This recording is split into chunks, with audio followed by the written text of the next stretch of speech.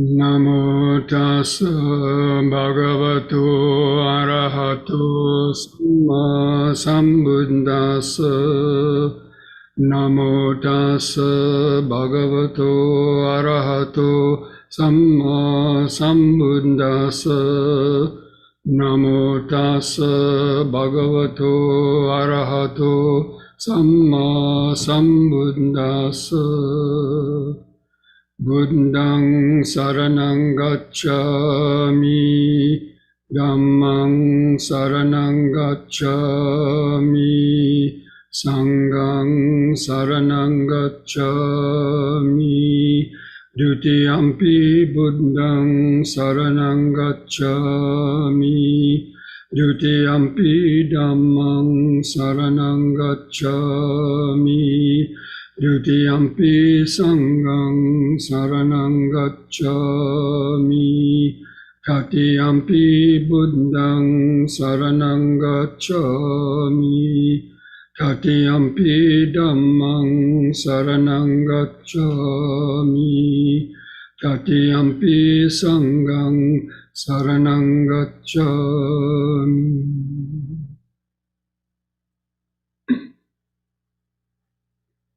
Welcome everybody to this Wednesday evening Dhamma discussion, Sutta study. So I hope you all were able to get the email or to see the video link of the previous recording concerning the Bhaddhekaratta Sutta, or the one excellent night, one who has spent one excellent night. It's the meaning of the Bhaddhakaratta Sutta.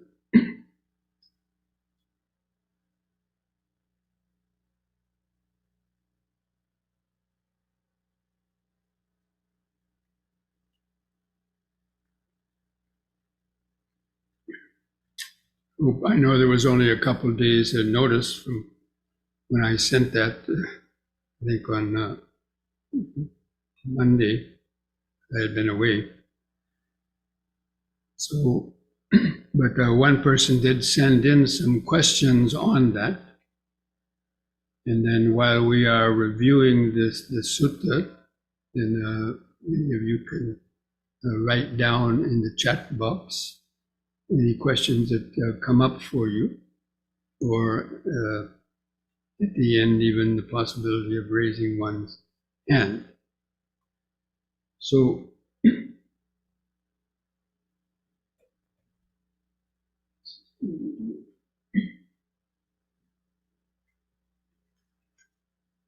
this sutta, one called A Single Excellent Night, and this refers to how one spends one's time, especially meditating. And really this sutta is sort of the real essence of the teachings about the insight meditation. And you could say that it's really the essence or the heart of the Buddhist insight meditation, and the Buddhist teachings in general, but especially those about meditation.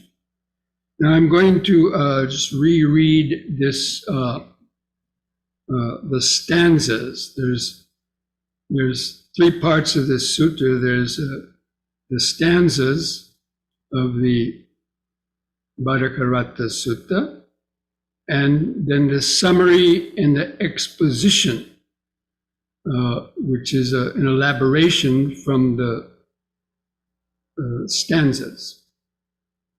And often that's how the Buddha had taught the Dhamma.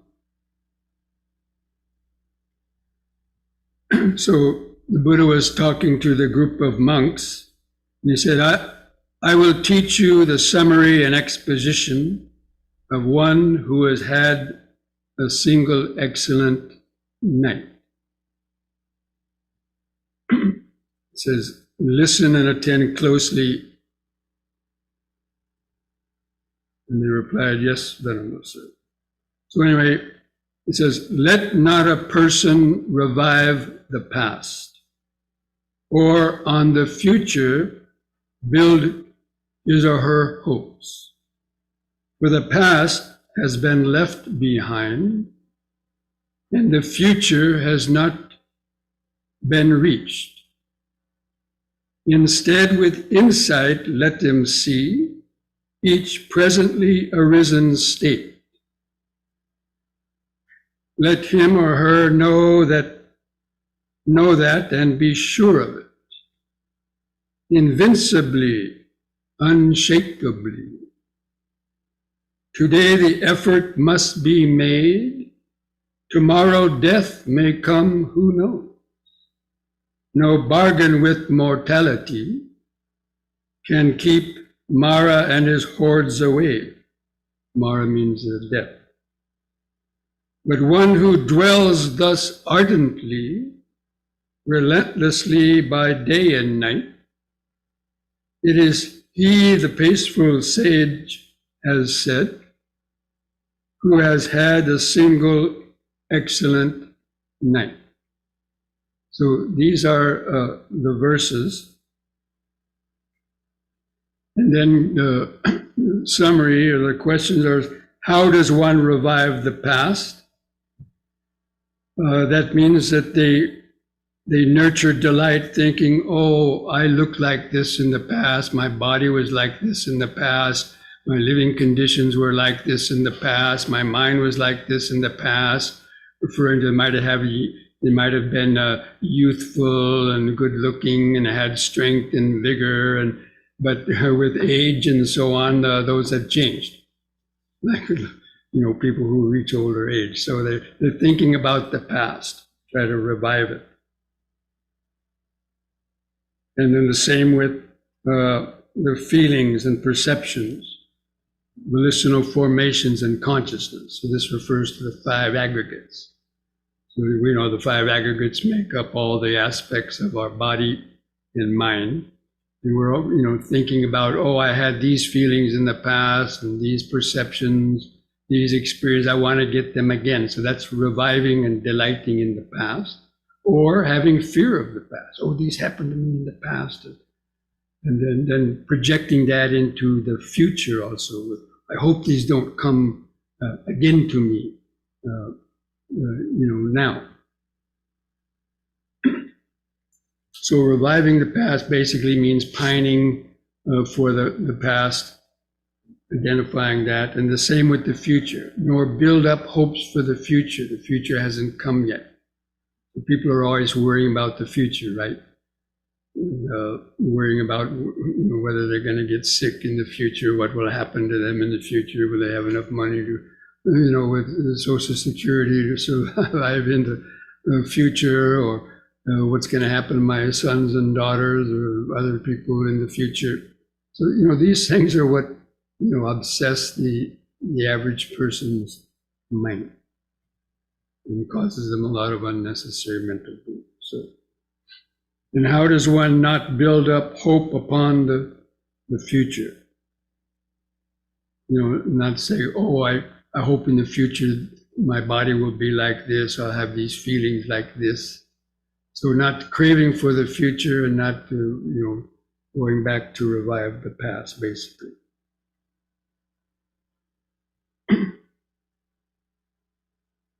And then, how is one invincible in regard to presently arisen states? Actually, that's a question that came up from one of our friends that I'll address in a few moments.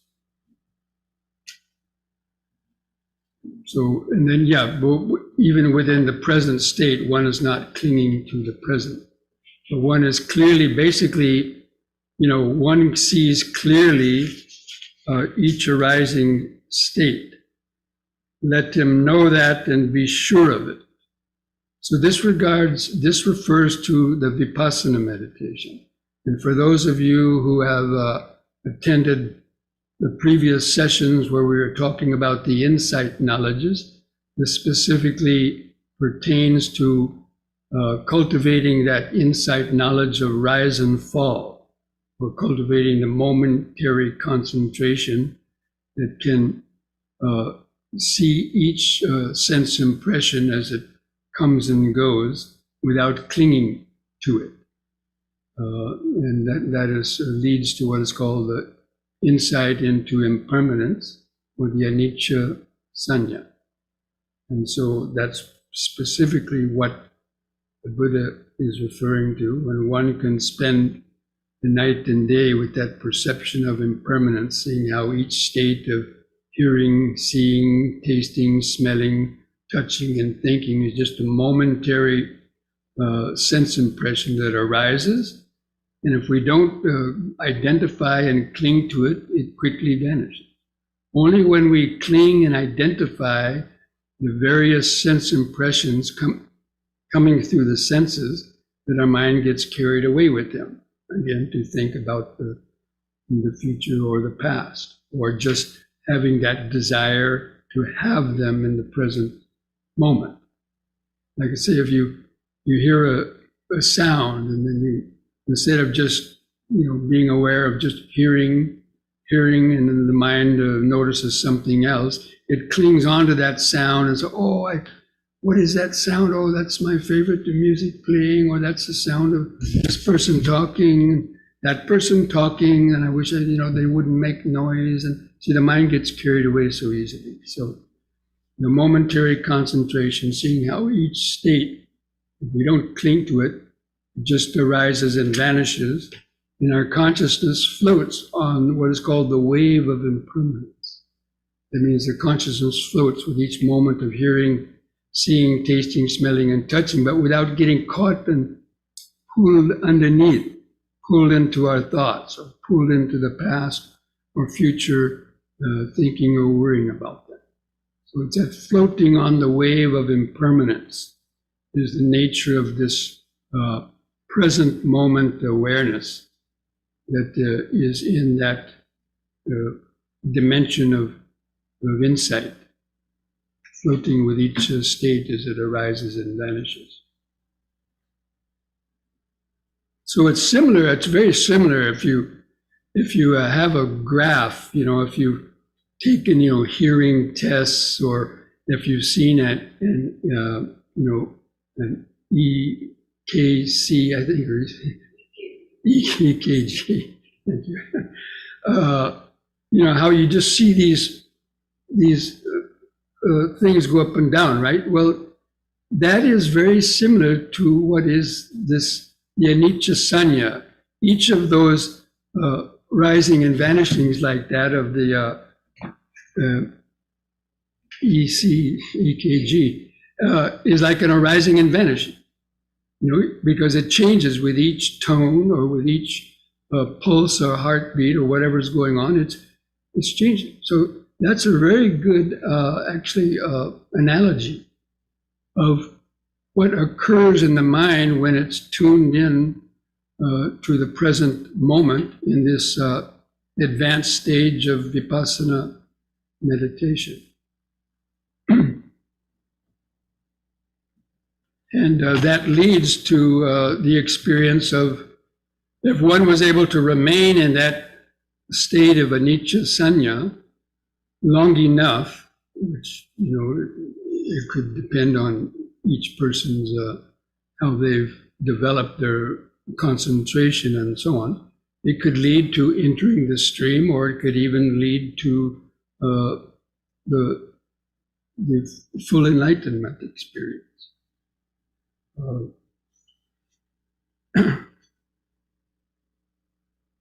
But then to come back to the verses again, then it says, today the effort must be made, because tomorrow death may come, who knows? So this is also a reflection on the fact that death could come at any moment. We don't know the time of our death. In fact, death is the only thing that is certain, because life is not certain. People could be dead tomorrow. And people die at every stage of life. From babies just coming out of the womb, they die, and from every year, from 1 to 100 more years, people are dying. And we don't know. Hardly anyone knows that time of death. So we shouldn't, the urgency of this, the reason why the Buddha called it an excellent night, because if you attain stream entry or one of the stages of enlightenment before you die, then that is considered to be, to guarantee you a certain level for the next life, that the mind will continue to be carried along by the Dhamma, if at least you realize that state of entering the stream. So that's why he says that's an excellent night, because that's an excellent attainment. Even if that's the lowest attainment you've attained, just entering the stream, that would make your whole Dhamma practice worthwhile, at least to that extent. So, but it takes you have to maintain and sustain that level of, that present moment awareness and insight of just in the present moment, that rise and fall. And invincibly, it says, invincibly, unshakably, one continues that insight, because invincibly means we're not being conquered by the things coming through our senses. That means it's not carrying you away to the past or future. You're holding your ground. Even during pain, you're not letting the mind, get carried away by pain or pleasure or any other loud noises or anything. The mind is unshakable in its present moment awareness. So basically that is the meaning of it. So it's a very short sutta. Actually, it's one of the shortest suttas in at least the Majjhima Nikaya, or many of the other suttas. And also, if you listen to the video recording, the previous recording, there's 4 suttas about this same verse. So in the Majjhima Nikaya, there's 152 different suttas. 4 of them are repeated, are basically the exact same thing, just the setting is a little different. So it shows you what importance the Buddha gave to developing this present moment insight awareness, because the result is if one doesn't attain full enlightenment, at the very least one would attain entering the stream, where your spiritual progress is sort of kind of guaranteed, even into the next life. So, having said that much, now I want to read these questions that came up. And again, if any questions come up as you're listening, you can write them down in the chat box. So this question from one of our friends is in reference to the meaning of verse 9, or line 9 in the stanza, and how, monks, is one invincible in regard to presently arisen states?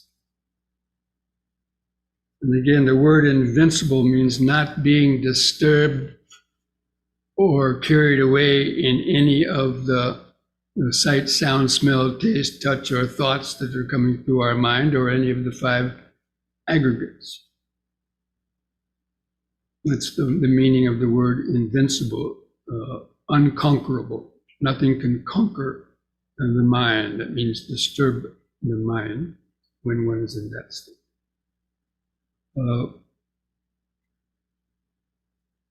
Basically, how is one invincible in regard to each state that arises from moment to moment? The Buddha says, one who has regard for the Dhamma, who knows the Dhamma, they do not regard the form, the material form or the body as self, or is the self being in material form, or the form as having a self. He does not regard feeling, perception, volitions, or consciousness as self, or self as possessed of consciousness. It means he's not clinging to any of them. That's how they are invincible in regard to what is occurring in the present moment. Now, the actual question that this person has is, does a reference to a noble disciple include the Sotapanna? Or does it just pertain to the Arahant? Well, each of those 4 stages of enlightenment, and if you're not familiar with them, we've covered them before, and we'll go over them again, just as we're going over many of the previous talks in suttas, for those who may not be familiar with them. But each of those 4 stages, there would be less and less disturbance from the impermanence of those aggregates or the senses. So the Sotapanna is not perfectly invincible. The once returner is a little bit more invincible. The never returner is even much more invincible. But only the Arahant would be perfectly invincible as regards to any of those attachments to any of those 5 aggregates. So it refers to the Sotapanna in terms of they do attain that first level where they are much more tolerant and can deal with the vicissitudes of life than they had been previously to their mind entering the stream of Dhamma.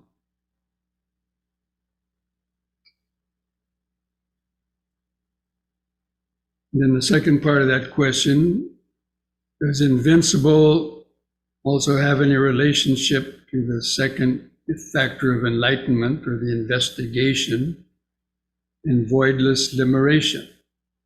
Yes, they do have a relationship, because the more you develop mindfulness and investigation of Dhamma and insight, and the more you gain concentration, any level of concentration is going to help you to not be so disturbed or carried away by any of the hindrances or anything that's coming through the senses.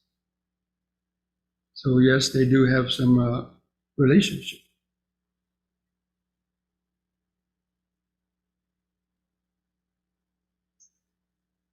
So again, invincibility refers to the insight and the understanding of no self, because it's the self or the I that is disturbed and vanquished by these form, feeling, perception, volitions, and consciousness.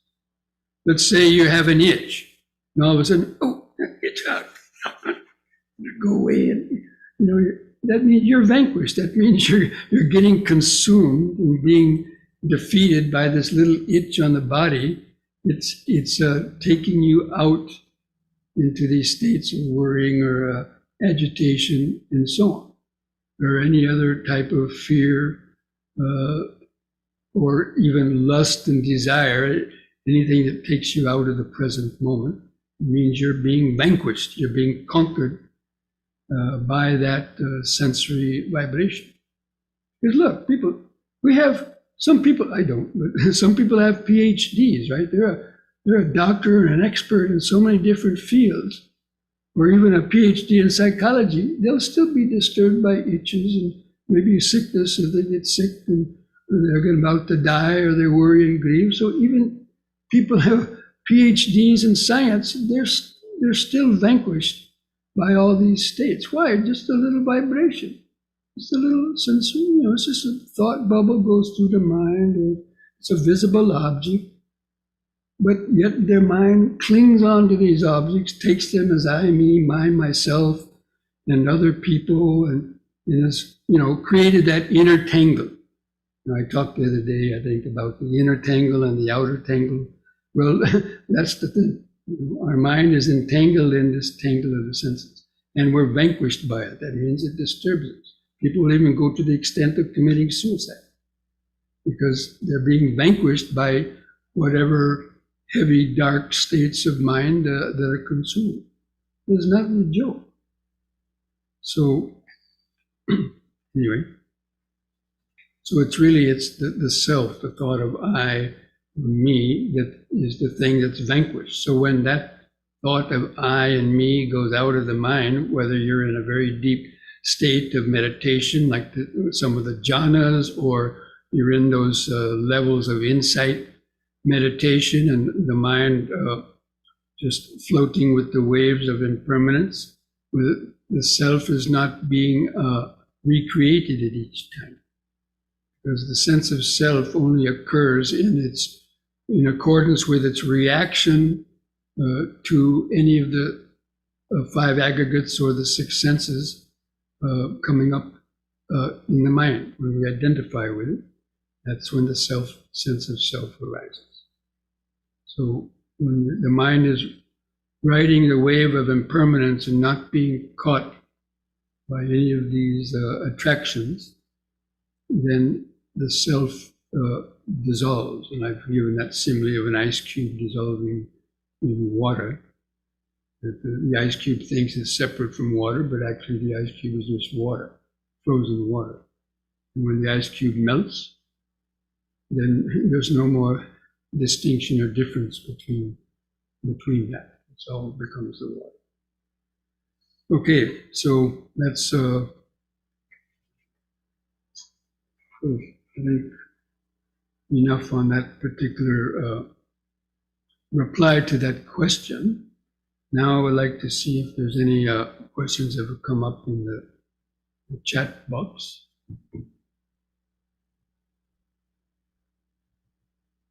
Let's see, let's go back to the first one. Okay, it says, would you please explain the components of true knowledge and direct knowledge? Well, according to the Buddha's understanding and the way the Buddha taught, the components of true knowledge or direct knowledge would be having first to develop mindfulness and wisdom, and also of following sila. So you could say the whole Eightfold Path are components of gaining true knowledge and direct knowledge. Direct knowledge is that knowledge of the present moment awareness, the direct knowledge of impermanence, and the direct knowledge of how the sense of an individual I or self is an illusion. So, and there are also other aspects of direct knowledges, which are like the psychic powers, but I'm not going to go into them now because that's not really pertinent to this particular discussion. But to reach any of those levels, then according to the Buddhist teaching, one needs to have developed the Noble Eightfold Path, starting with right understanding, and then right thought, and all of those rest of those steps of the Eightfold Path, which include all the aspects of meditation, the 7 factors of enlightenment, the 4 foundations of mindfulness, and especially those insight knowledges. And I'm going to be covering insight knowledges, reviewing the insight knowledges again fairly shortly in the coming weeks on these Wednesday night programs, because we tend to forget. There's a lot to remember, and so it's good to review them over and over again.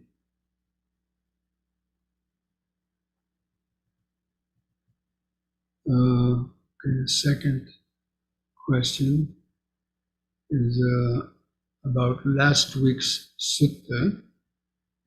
When contemplating the body, how should we contemplate? Should we ask questions like, There is a hand. Is it me? Is it permanent? And should we answer those questions? Well, I think we went over the contemplation of the body already. It wasn't last week, it was one of the weeks before that. And the four foundations of mindfulness. So the first foundation of mindfulness, and it's very self-explanatory. That the first thing we have to develop is mindfulness of the breathing. We have to bring the mind to the body, to feel it, to get grounded to the body. Because the body, again, is the entry to the present moment. And then to remember, whenever the body, whatever the posture is in, we remember, okay, now this body is sitting, standing, walking, doing movements. And then further, it's like a scientist dissecting a specimen. So we contemplate this body comprised of, those 32 body parts. And so it's not that those questions is, do we have a hand or so on? It's what is this body made up of? That a hand is a concept. So we understand the body is just comprised of billions of cells, material cells. And they're arranged in different order and different combinations that create this body. And the hand is just a certain accumulation of cells and which create bones and flesh. And but they're constantly changing. So we ask questions: is this hand me? No, the hand is part of the body. The me is a mental image that thinks it owns this body. The me is a thought in the mind. And is this hand permanent? Well, is it? Does your hand get broken? If you have a broken hand, then it's not permanent, because a permanent hand wouldn't break, or it wouldn't get pains. So this body, if it was permanent, it wouldn't get old and sick and die. That's the meaning of something being permanent, means it won't change. The fact that it's always changing. And so when we feel our body, we can notice that everything is constantly changing in the body. It's subject to sickness, disease, getting old, getting broken, and eventually death. This is the way we contemplate the body. It's not asking questions, it's about observing the reality of it. As we meditate, but in daily life, we can see everybody's body is the same. Animal bodies, human bodies, as well as just everything that's made up is subject to breaking up and dissolution. So this is how we contemplate the body. And the body means not only the physical body, but any material form is part of that too. But especially because we identify so much with this body. And is this body mine? Well, we're temporarily inhabiting the body. So that's the way we have to understand it. We're like we rent an apartment. The landlord owns the apartment, you don't. You're just renting it. So we're just sort of renting this body for a while to work out our karma on this life, but it's going to die. And we don't know when it will die.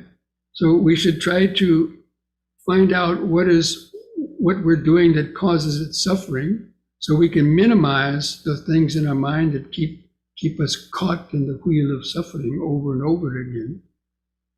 And so we can hopefully, when we do die, our mind will have disentangled that tangle to a certain extent, such as attaining the stream entry.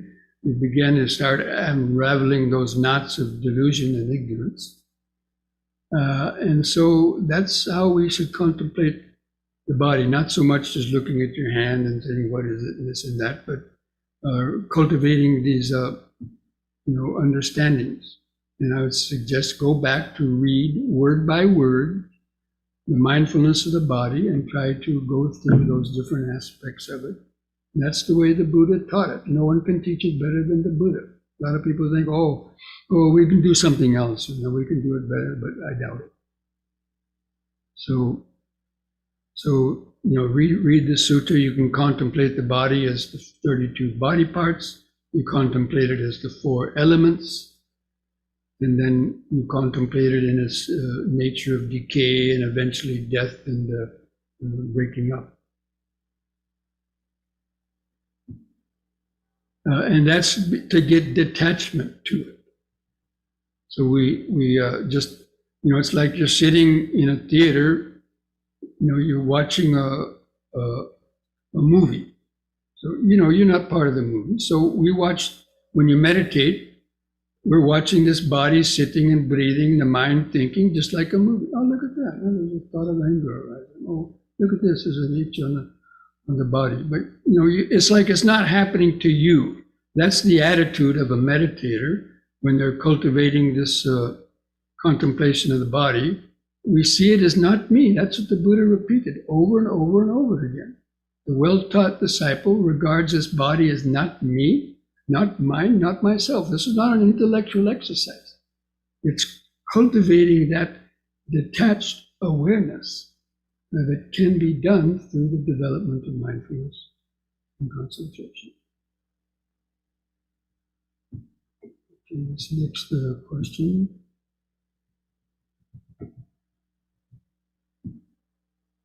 How does developing the present moment awareness lead us to the stage of stream entry? What are the intermediary steps involved?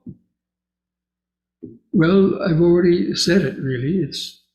It's not just about meditation. To attain stream entry, you have to develop right understanding, right thought, right speech, right action. It's not, see, a lot of Westerners, they think you just sit down and meditate and somehow you're going to attain deep meditation and enlightenment, but without following all the steps that the Buddha said. Don't listen to other people who said, oh, this happened and this happened. No, we're following the Buddha's teaching. I'm a Buddhist monk. I follow the Buddha's teaching because he was truly an enlightened master. A lot of these other people are, may have developed some other ideas and so on, but, we're teaching the Buddha Dhamma here. And so the Buddha said that, right concentration comes to having developed right view, right thought, and all the steps of the Eightfold Path. Only then will your mind be prepared for attaining the stages of stream entry. So, but developing present moment awareness, how does it lead to the stream entry is because the experience of stream entry happens when the ego, the sense of I, me, and separation, dualistic consciousness, is temporarily transcended, even if it's just for a few moments, just a flash second, or a few moments or longer, where you're sitting, where the mind is just come back to its original pure awareness state, and there's no sense of time, space, me and other, all the dualities are temporarily suspended. And that is penetration to the true nature of the mind. And that is called entering the stream. And so all those methods stages that we've been talking about are ways that we gradually develop to get there. And for very few people, there might be some shortcuts, but for the average person, I don't think so. So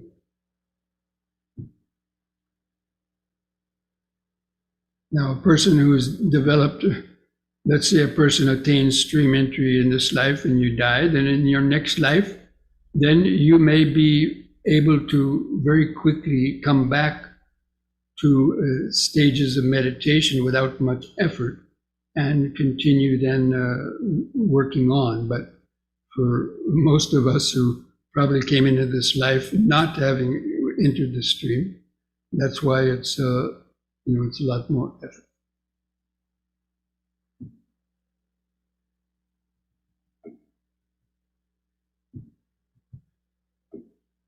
Okay, so that is the end of those chat questions, it seems. Is there Is there any yellow hands up there, Prashant? You see any yellow hands? Anybody ask any question? Not yet, Bhante. So everybody out there knows about the yellow hand. It's in the at the bottom of your screen in that little icon that says reactions. If you have a question, you can click that and a little yellow hand will arise on your photo. Bhante, I have a question. I'm not doing it with the hand. Okay. You had spoken in the beginning of today's talk, you had mentioned the word Mara. Yes.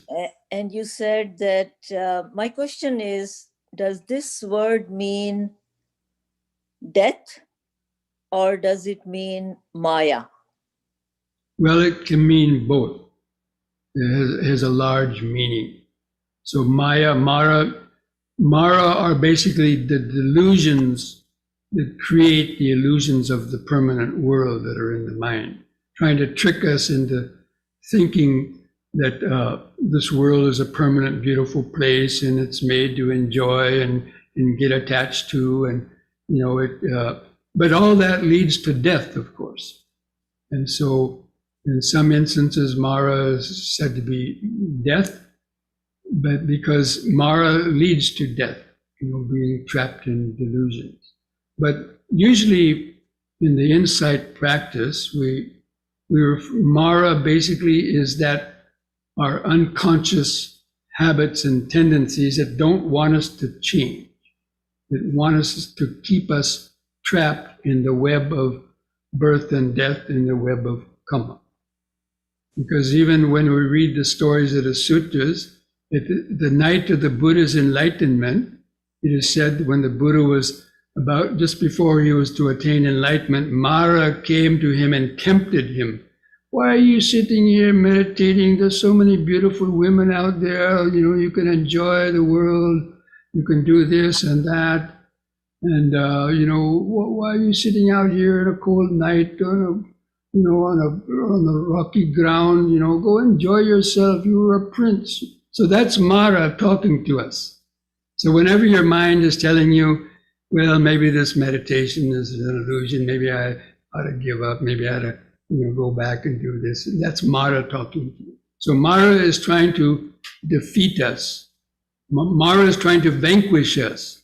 People get vanquished by Mara, to use that term that was used in the sutta. We get vanquished by Mara. That means we get defeated by our own delusions in our mind. So, that's the meaning of Mara. I thought that Mara is sometimes also compared to the devil. Yes, well, the devil also wants you to do bad things, right? Right. Mm-hmm. Yeah. Yeah, so you could say Mara could be equivalent to the devil in Christian terminology.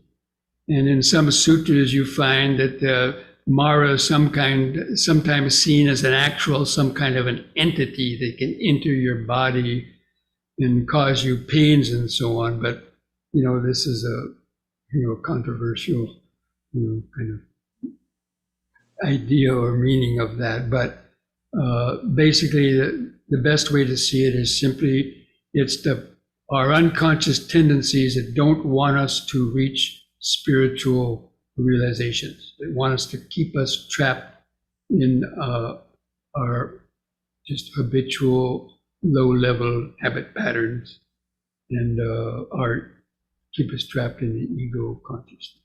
Like the temptations. Yes. Falling into the temptations. That's right. Yeah. Thanks, Bhante. You're welcome. Hi, Bhante. May I ask a question regarding the contemplation?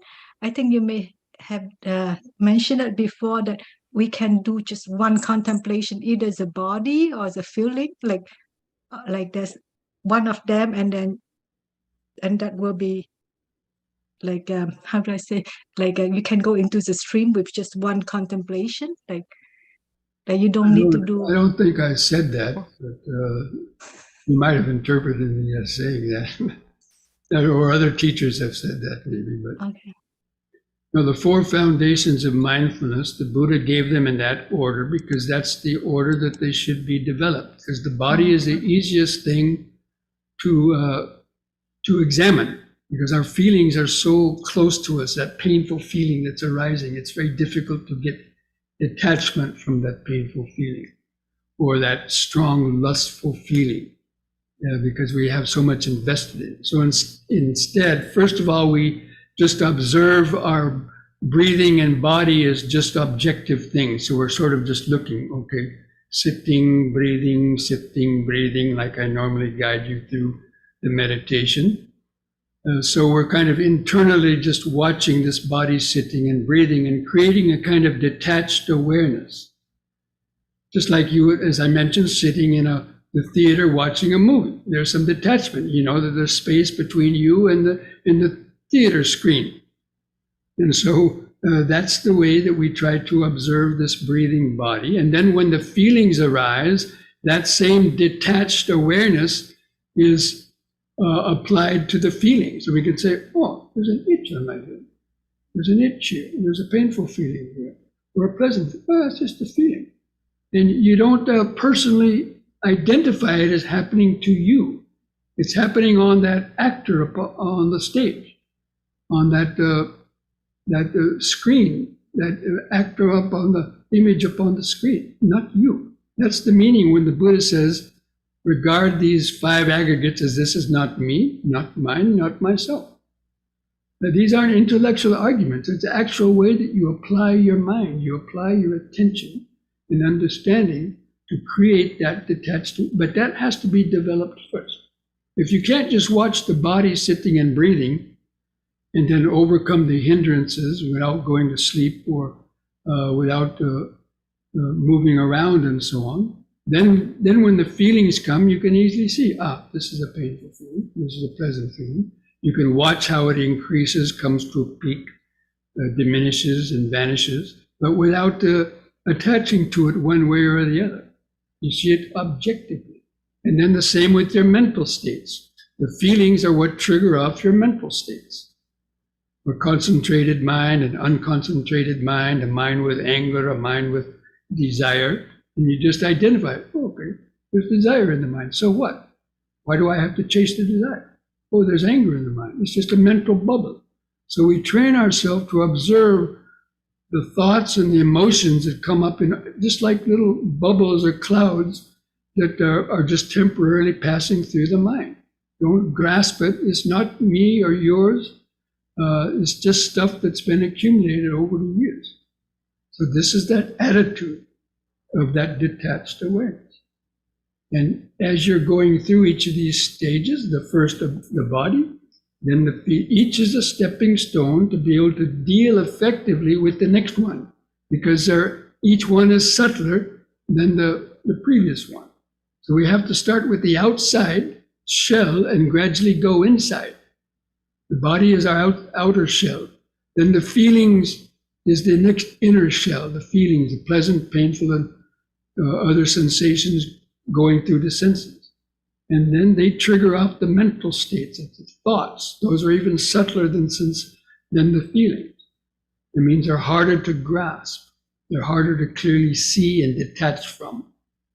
And then all of those gradually prepare you for the fourth foundation of mindfulness, which is the contemplation of the Dhamma, which ends in developing the 7 factors of enlightenment and penetrating the 4 noble truths and reaching the stream of truth. And those are the Buddha's instructions. People should just follow that, and that is the approved way. That's the bona fide way. And the Buddha said, if a person practices these 4 foundations of mindfulness, he didn't say just one. He said these 4 foundations of mindfulness in that order. Now, once you've practiced them, of course, later on, if you wanted to pay attention just to your mental states or feelings, you could. But in the beginning, as a training, you have to understand how they're all connected. Otherwise, you'll reach a certain point and you'll hit some wall and have to come back again. So, it's laying the foundation, laying a good foundation for what comes further. Thank Like you, if you Bhante. just try to practice sila without having developed right understanding and right thought, you're probably not going to be very successful in keeping a pure sila. Because it's based on the understanding the nature of suffering and impermanence. Thank you, Bhante. You're welcome.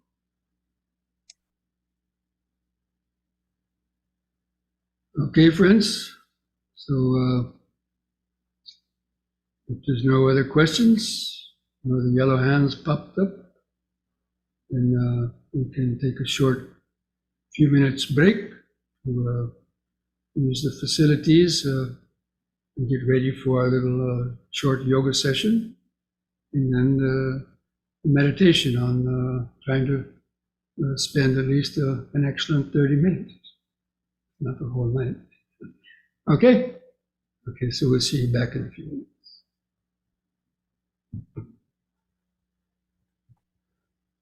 Squeeze out breath, just centering the awareness in the body, just thinking like this, just breathing in, letting go of the past and future, breathing out, standing here and now.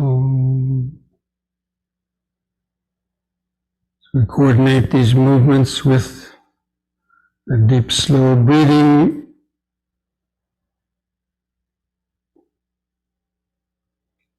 So on the next in-breath, raise the arms over the head, interlock the fingers over the head, turn the palms up, straighten the arms and stretch your head back to look at the back of your hands. On the out-breath, turn the palms down, touch the top of the head.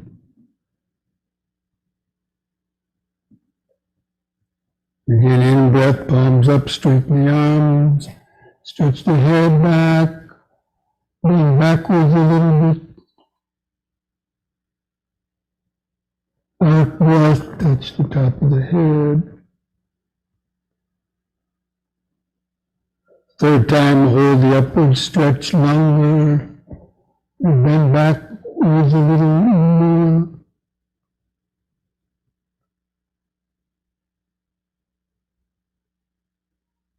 Feel the sensation. And release the fingers on the out-breath, arms back to the side. And relax. Close the eyes. Try to feel the increased body sensations in your hands or fingers, any other sensations on the body. Just feeling where the clothing touches the skin of the outer body. And just remember standing, the present moment.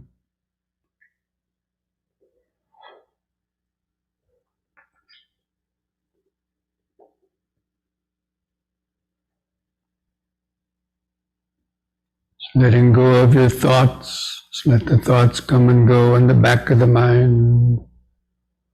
Just keep the feelings, sensations of the standing body in the front of the awareness. And the next in-breath, push up on the toes, raising the arms over the head in this way and facing the hands toward each other and stretch up. The out-breath, come back down.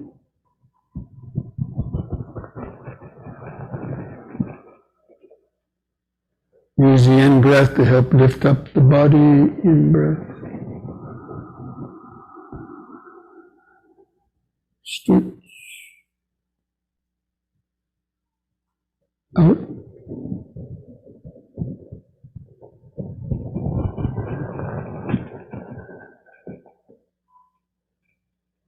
In.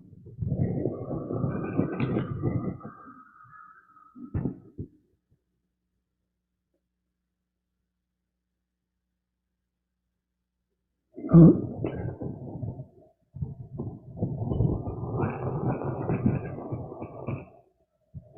Close the eyes.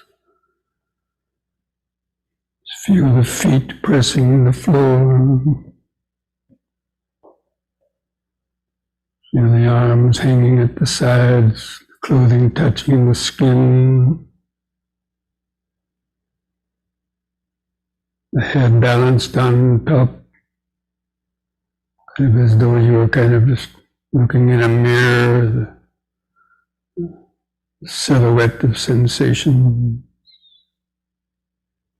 Standing, standing. This body standing.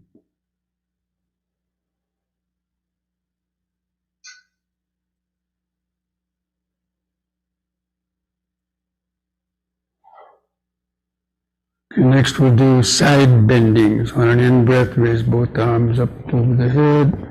We're going to keep the fingers and arms straight, close to the head. On the out-breath, bend over the right side as far as you comfortably can. Feel the stretch in the side. In-breath, lift up. Pause a moment, and out-breath, go to the other side.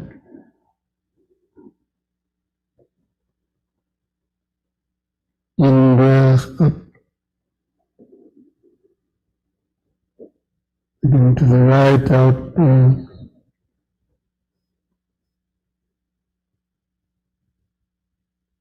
In. Out.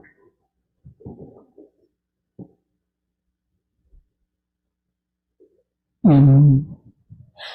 Once more to each side.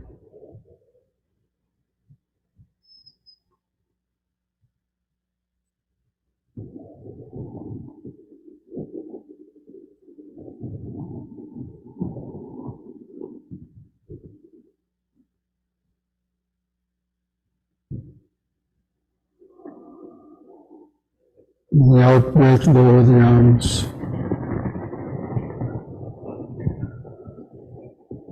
Relax. Close the eyes. Mentally feel the outline of the body. Feel the eyes and the sockets. That point behind the eyes. So you feel that general vague outline of the standing body, so different body vibrations, sensations, the tingling sensations, some little aches or pains or itchy feelings, and just coming and going, pulsation.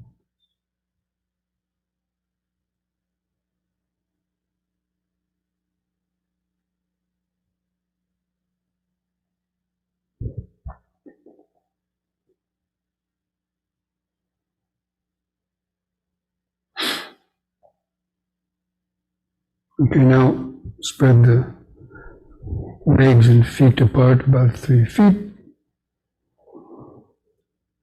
And hold the hands together at the chest.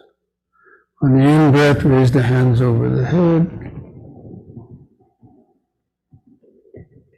On the out-breath, lower the hands to the chest and bend the knees to lower the upper body down. Try to keep the upper body upright. Feel the stretch in the hips and knees. In-breath all the way up.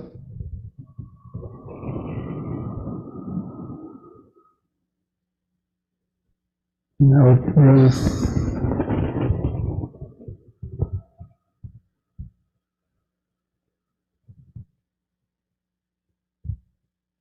In.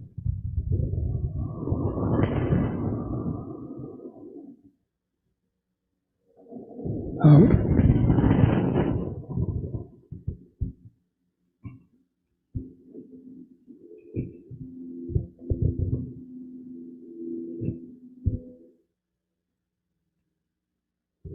In.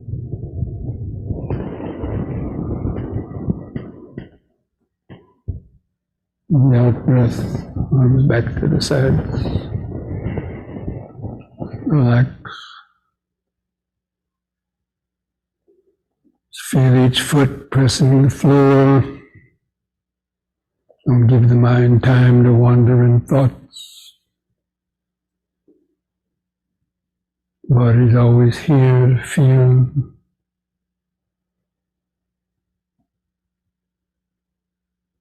And just feel the eyes, from that point behind the eyes. Feel that outline of the sensation body.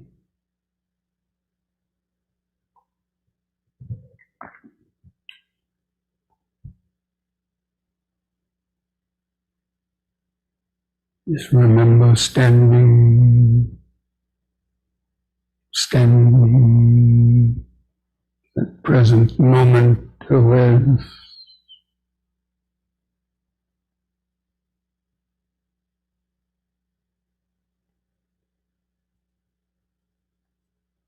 Now we'll do the twisting from side to side, holding the arms out. Breathe in. On the out breath, twist to the right. Keep your eyes focused on the hand going back.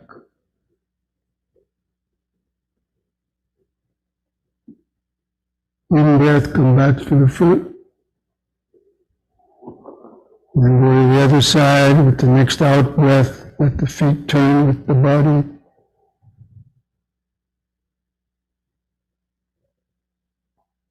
In breath.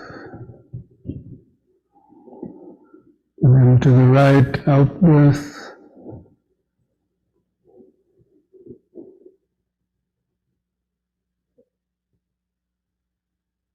In. Out.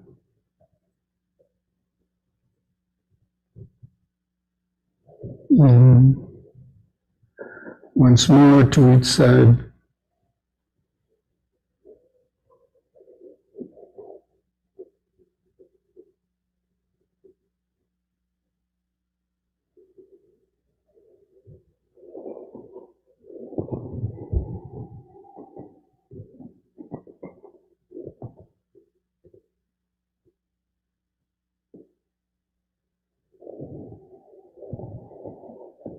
Coming back to the front, lower the arms. Just feel the whole body. At any time, you should just be able to rest the attention on the outline of the body.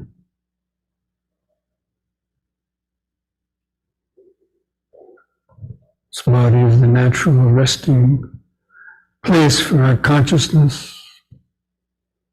Whenever it's not doing something connected with the outside world or past or future, naturally just comes back to rest in the nervous system, present moment.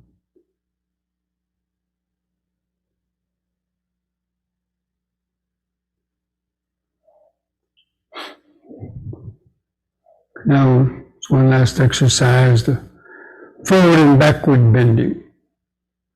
Keeping the legs apart, let the hands touch the front of the legs. Breathe in. On the out breath, bend forward. Keep the head up, looking out straight ahead. Let the hands come to the knees. Keep the legs straight or flatten the spine. Making like a tabletop. In breath, lift up. Move the hands around the back under the buttocks for support. Let the head go back. The out breath, gently bend backwards, not too far. In breath, carefully lift up. And the next out breath, let the hands come a little further below the knees, but still keep the head up, the legs straight, the arms straight. In breath, lift up. And then the back bend, and bend back a little more, be careful.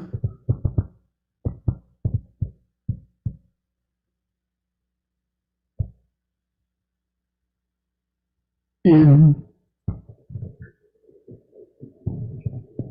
And the third time, let the hands come as far as you can down towards the feet. Then hold the legs and feet as far as you can reach down. Hold that longer and keep the legs straight. Feel that stretch in the muscles behind the knee.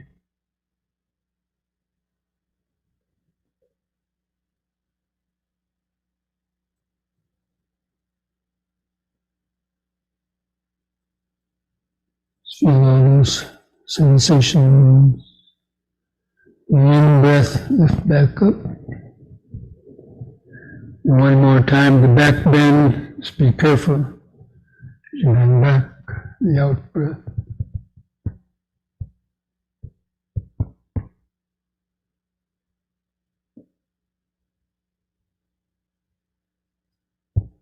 In-breath, lift up. Just relax. Feel the whole body. Feel each foot pressing the floor. The arms and hands at the sides. Clothing touching the skin. The head balanced on top. The eyes and the head.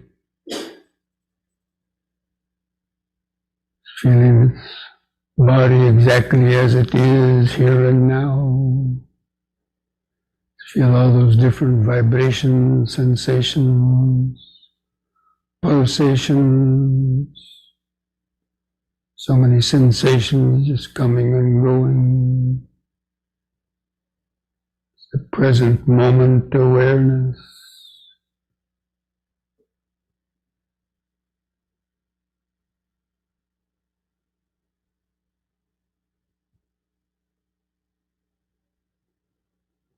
Now bring the legs back together. Actually, we'll do just one last simple exercise, the head turning from right to left. So standing straight on an in-breath, turn the head to the right. Try to look over your right shoulder. You have a stiff neck, just be careful. On the out-breath, turn 180 degrees back to the left. Look over the left shoulder. In breath back to the right. Concentrate into the neck vertebrae. Imagining, feeling them loosening up. Out breath left.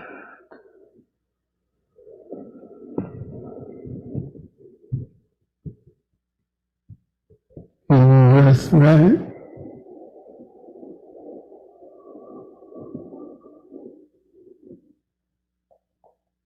Out breath left.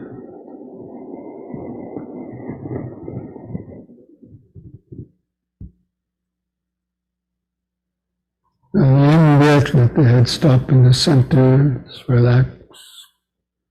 Just close the eyes. And just feel all those vibrations, the standing body. Start to feel as though the body was standing on a vibrating machine. You feel those subtle inner vibrations, pulsations. The present moment awareness.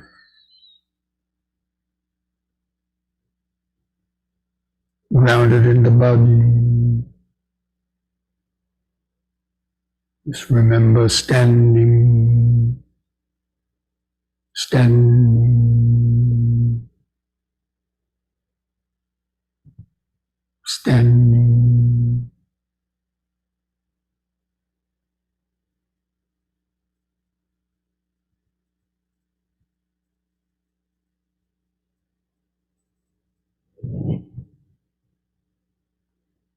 Okay, so now let's come back to our sitting positions and get ready for the meditation.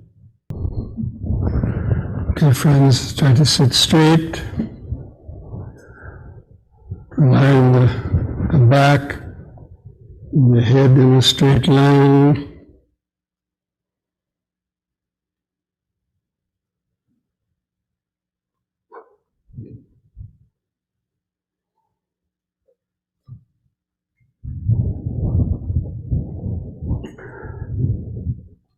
Just try to feel the natural inward curve of the lower spine. Feel the head balanced on top of the neck. Just gently close your eyes.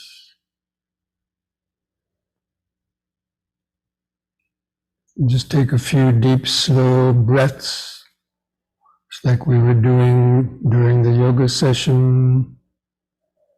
Take a few seconds to expand the abdomen, rib cage, and upper chest, holding the air in the lungs. 2 seconds.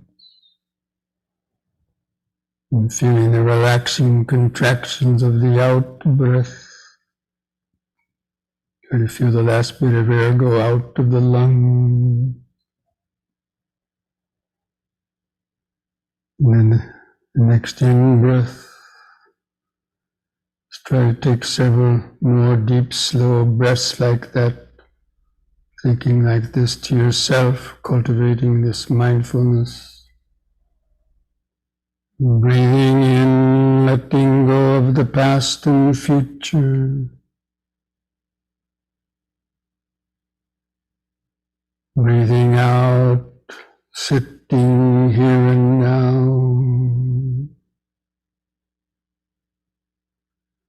Breathing in, letting go of the past and future.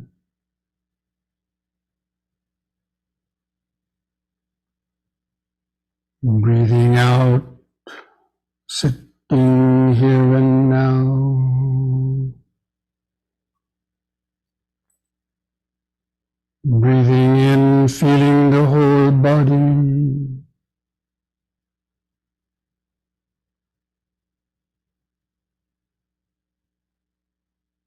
Breathing out, feeling the whole body. Now we're going to count the breaths from 1 to 10 to try to develop a more continuous concentration on the breathing. Try to continue to take some deeper breaths if you can. You feel it. So with the next expanding in breath, mentally count to 1. Hold the breath in the lungs 2 seconds. And with the contracting out breath, also count to 1.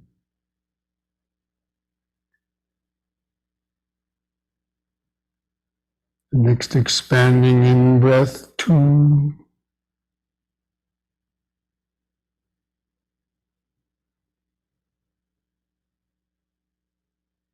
Contracting out breath, 2.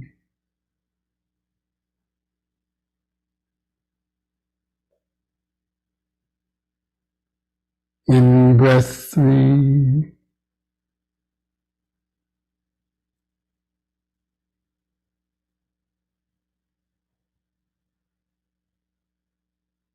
Out breath, 3.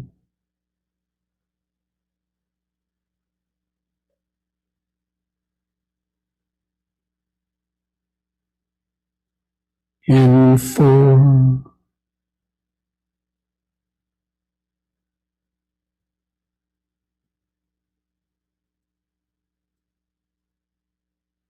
Out 4.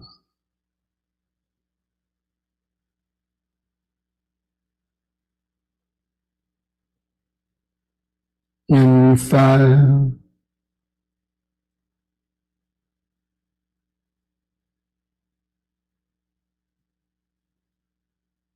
Out 5.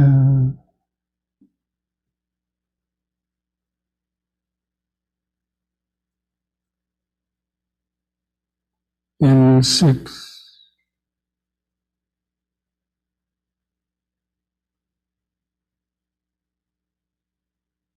out 6,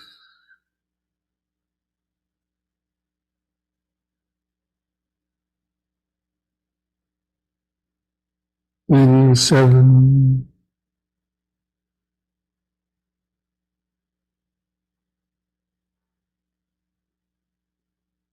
out 7,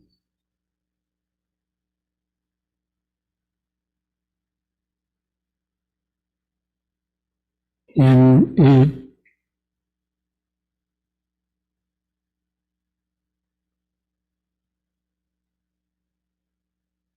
out 8,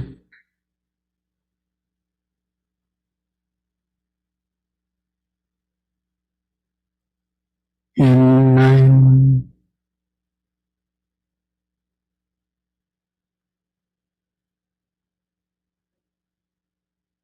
out 9,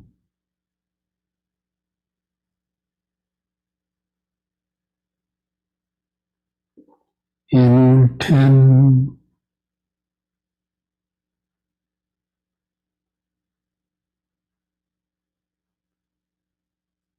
out 10, and discontinue the counting. Let the breathing return to its uncontrolled, shorter, irregular rhythm. Continue to feel it, to observe it. Especially just try to keep the attention focused on the expanding and contracting movement. Feel where the clothing rubs against the skin of the stomach, rib cage, or chest. It expands and contracts. Just make that the primary focus of your present moment awareness. Just knowing when the breath is coming in and knowing when the breath is going out. Know it by feeling it, feeling those sensations.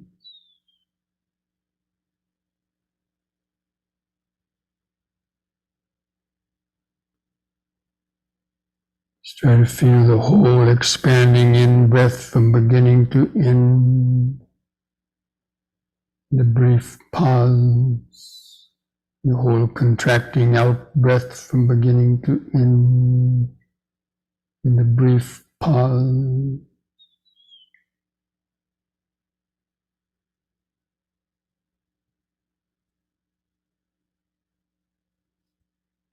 Just observe how the in-breath starts, last 1 or 2 seconds, and stop.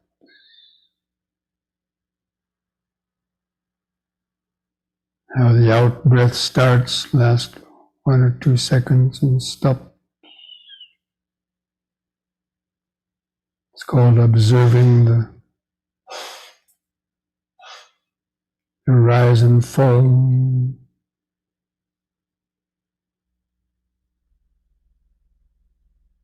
Present moment states. The in-breath is one, the out-breath is another, and then another in-breath arises and vanishes. Out-breath starts and stops. Just tune into that beginning and end of each in-breath and each out-breath. That's how you tune into the present moment, developing concentration. If it helps you to stay focused, you can use these mental notes of in, sitting, out, sitting. Those brief pauses between the breaths, feel that outline of the sitting body, subtle vibration.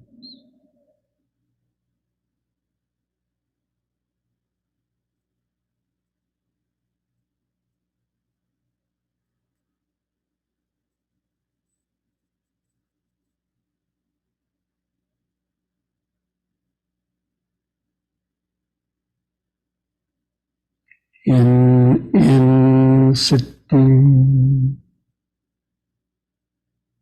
out sitting, breath by breath, moment by moment.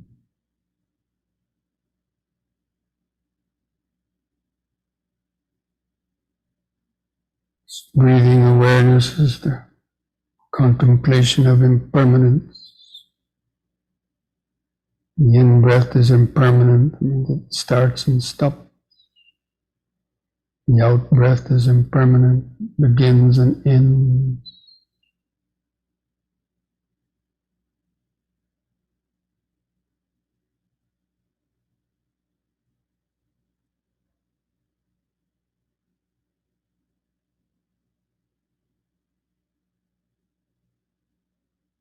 We're developing concentration, mindfulness, and wisdom at the same time.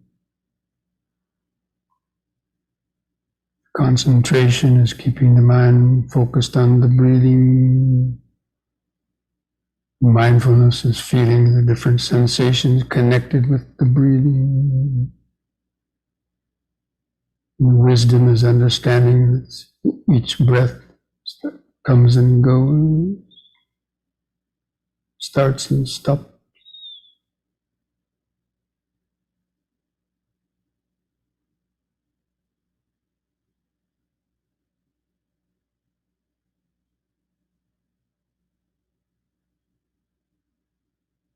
Especially be alert when that in-breath begins, continues one or two moments and stops. The out-breath begins, lasts a second or two, stop.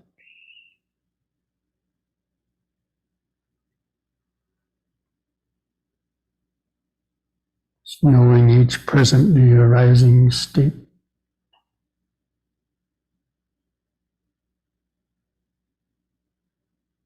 The in-breath, the out-breath.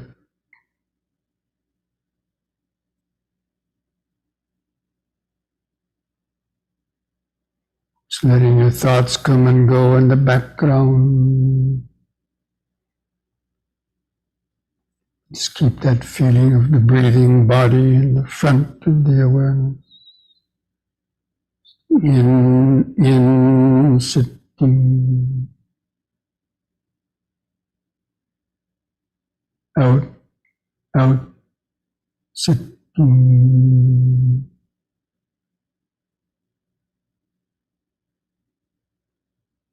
Just tuning into the present moment awareness. This breathing body is the natural connection to the present moment.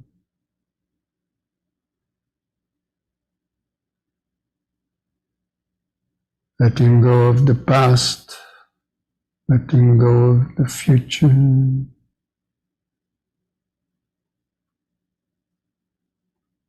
Tuning into each moment, in sitting, out, sitting.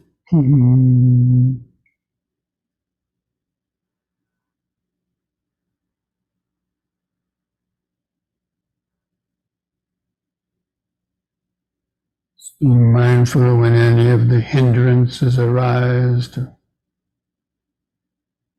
take your attention away. Keeping the posture straight.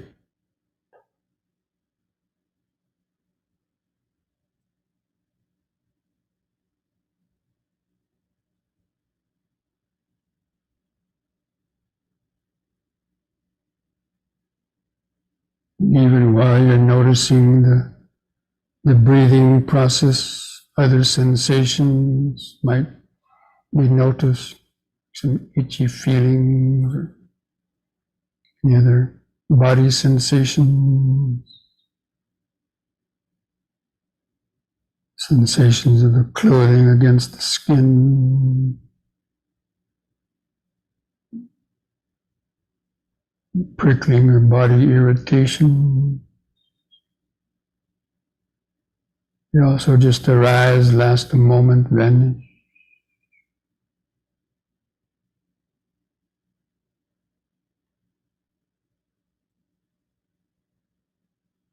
Just training the mind to just let go of each sensation, not carrying it over into the future.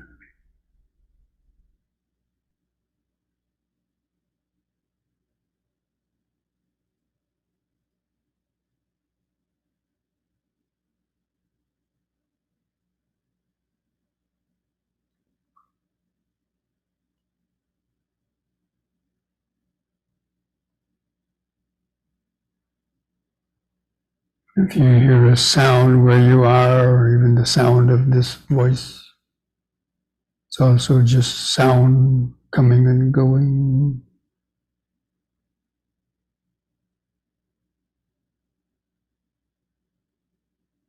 Don't hold on to it. Feel the next in or out breath,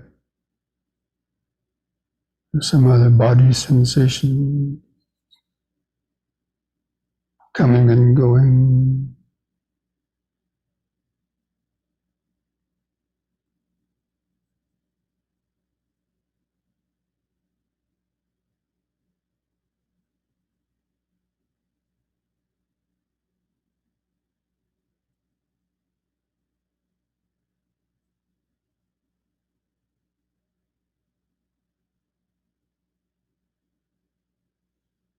Also be aware of any thoughts trying to enter the mind. Be aware of thoughts as just thinking. The thoughts will fall away.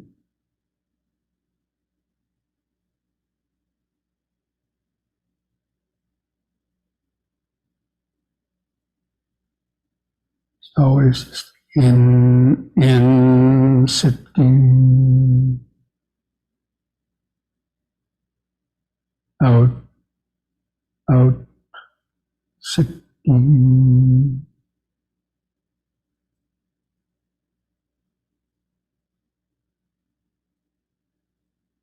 Not recreating the past, not creating the future.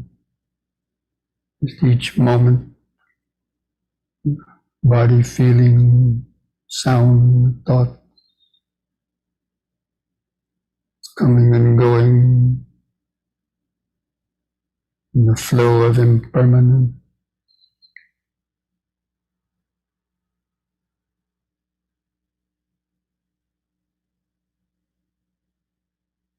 Try to see that clearly.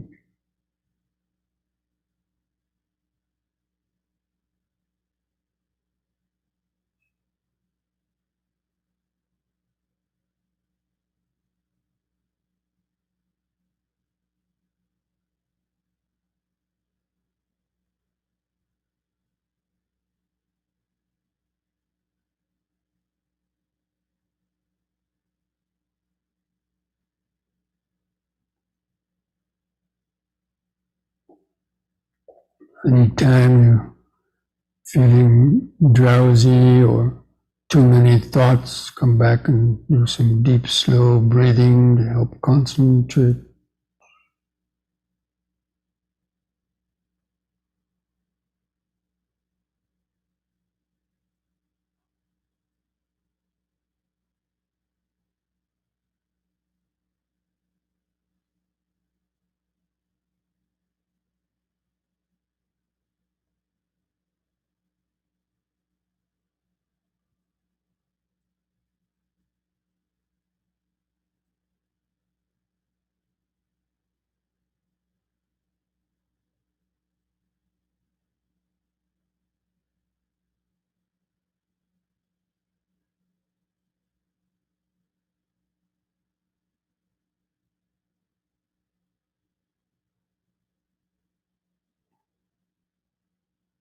Try to feel or notice subtler and finer details, sensations of the breathing process, all the different little sensations that are just arising and vanishing one after another.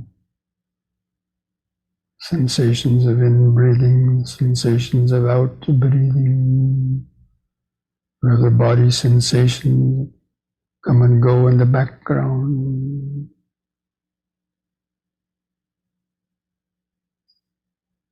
If those sensations trigger off any thought,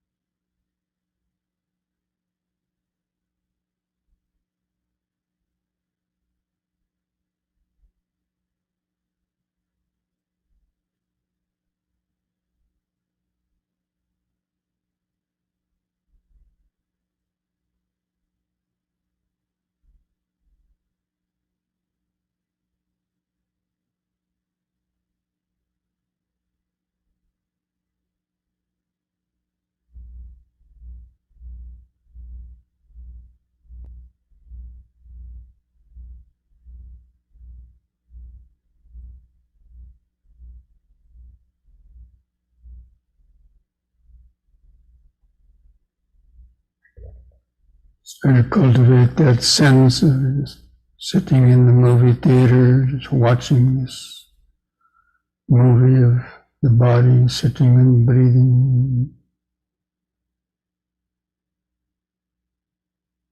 thoughts going through the mind one after the other.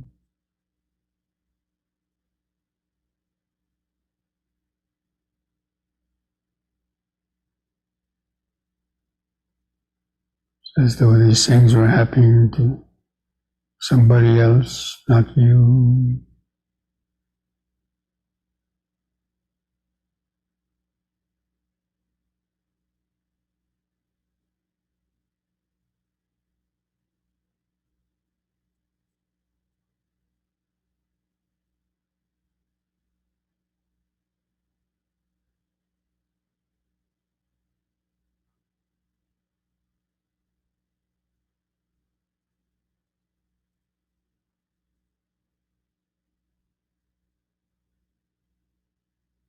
If you have thoughts of I, me, or mine arise, those are just the bubbles of thought rising and passing away in the mind.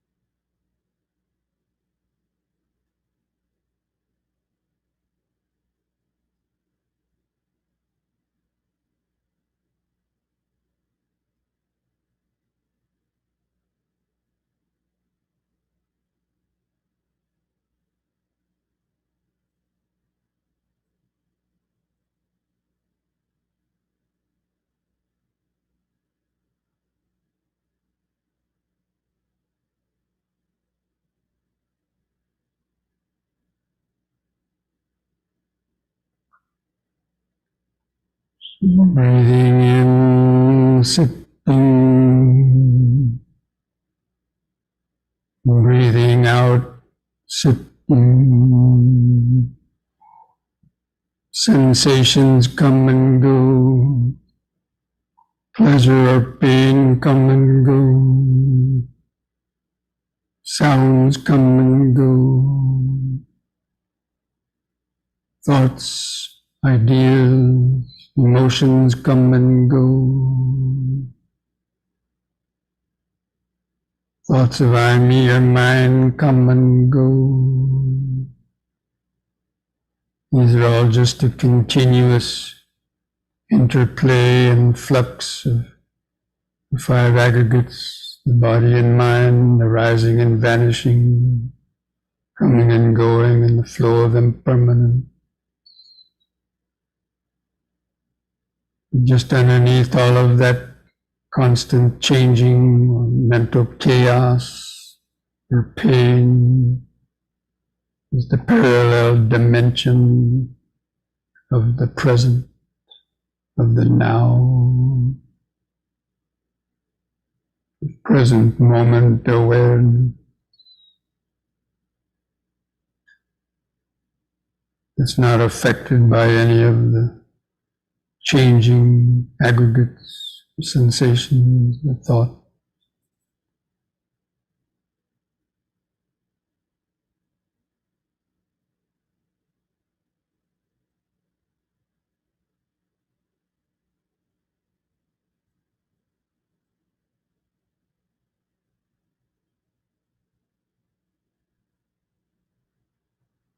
All of our feelings, thoughts, are just like waves crashing on the shore and receding, it's coming and going.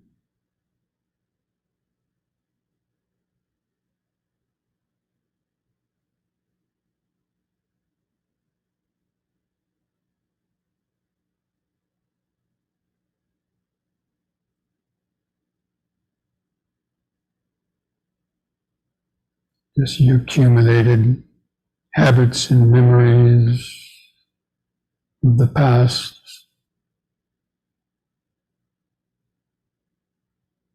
coming and going because of condition.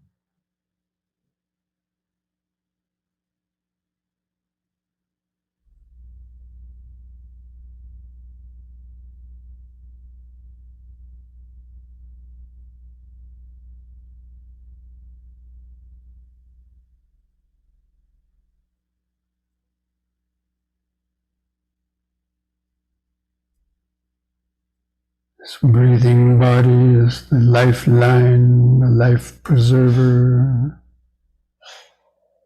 to the present moment. If we lose that connection to the present moment awareness, the breathing body, and the mind gets easily dragged away into past and future thinking,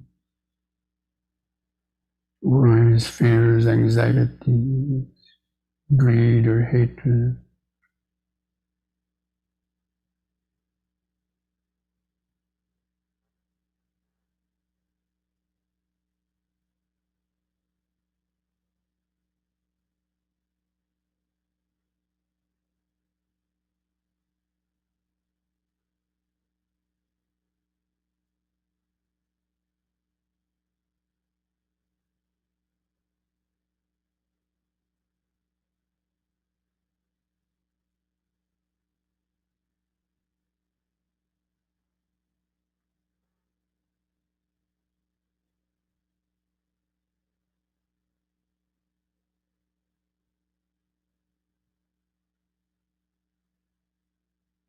become invincible, not being disturbed or carried away by any of the thoughts of the past or future, even sensations arising in the present moment.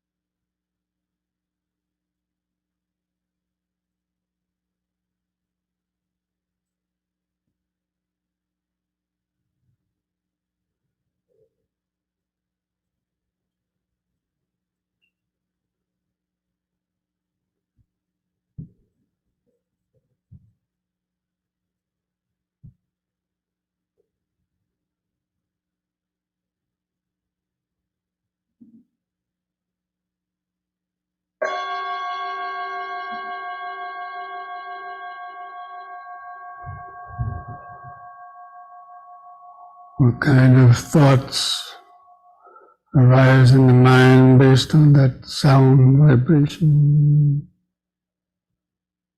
That sound also just arises and vanishes.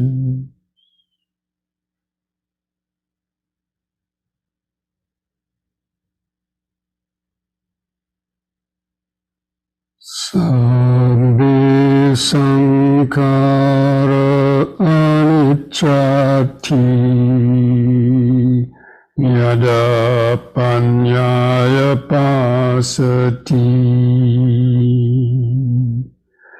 atanibindati dukhi esamagno visunya.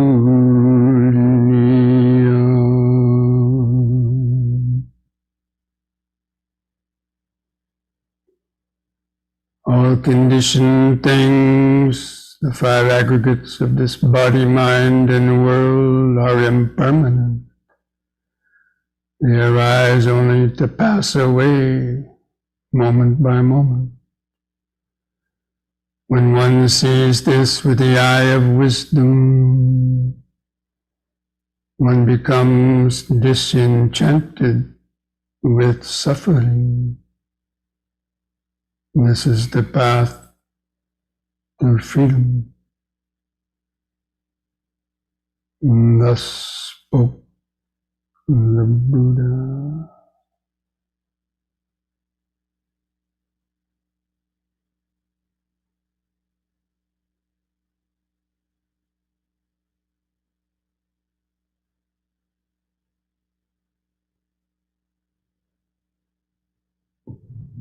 Now I invite you to join in chanting the word sadhu 3 times. Slowly we do that chanting on a long out breath. Try to feel those vibrations in your body and mind. Or if you just want to listen.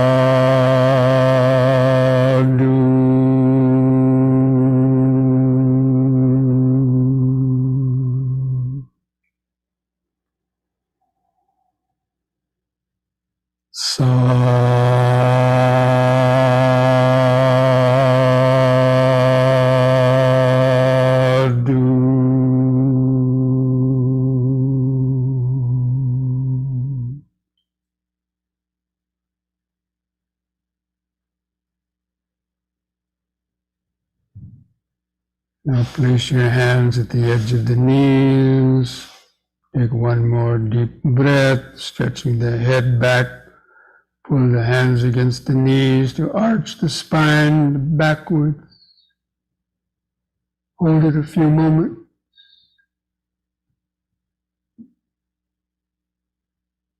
Lift the head up on an in-breath. Press the chin to the top of the chest on the out-breath to stretch the neck vertebrae.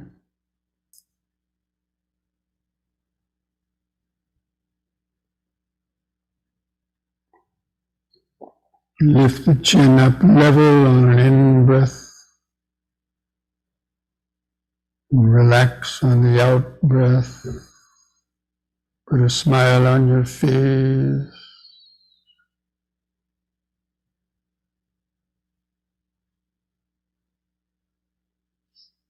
Putting the smile on the face helps you to understand whatever might be going through the body and mind, what you experience is just a momentary event.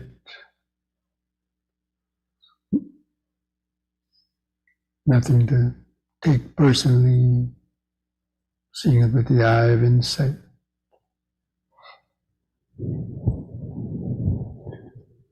Okay, friends.